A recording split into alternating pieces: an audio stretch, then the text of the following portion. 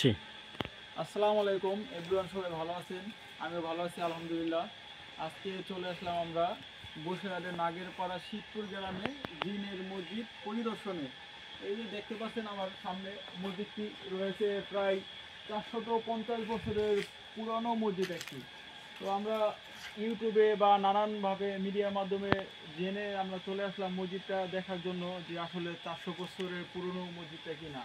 তো এখানে এসে আমরা এলাকাবাসী থেকে শুনতে পেলাম, সামনে মিনারার উপরে যে মাইক দেখতে পাচ্ছেন বাঁধা রয়েছে, ওই যেই রডটা দেখা যাচ্ছে 450 বছরের পুরনো রড, এখনো অক্ষত অবস্থায় রয়েছে এবং কোনো জমে ধরেনি।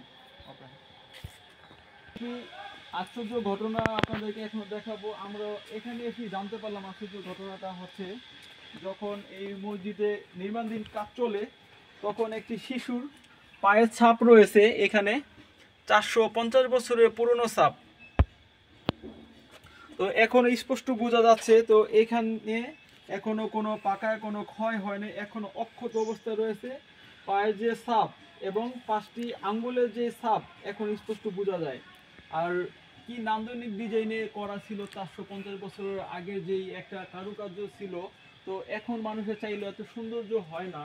তো 450 বছর আগে যে সৌন্দর্য ছিল, এটা আসলে একটি প্রাচীন নিদর্শন। এবং ভিতরেও জায়গা রয়েছে, মোটামুটি ভালো কয়েকজন মুসল্লি নামাজ পড়তে পারে। এবং মসজিদের চারপাশে রয়েছে একটি পুকুর এবং আশেপাশে গাছপালা তরুলতা দিয়ে মোড়ানো রয়েছে, খুব সুন্দর একটি জায়গা। আজকে আমরা জিনের মসজিদ পরিদর্শনে দেখতে পেলাম পুরনো ঐতিহ্য এবং আশেপাশে যে জায়গাগুলো রয়েছে বেশ খুব সৌন্দর্য। এই মসজিদটি হচ্ছে 450 বছরের পুরনো, মোগল আমল ও ব্রিটিশ আমলের পূর্বে এই মসজিদটি তৈরি করা হয়েছিল।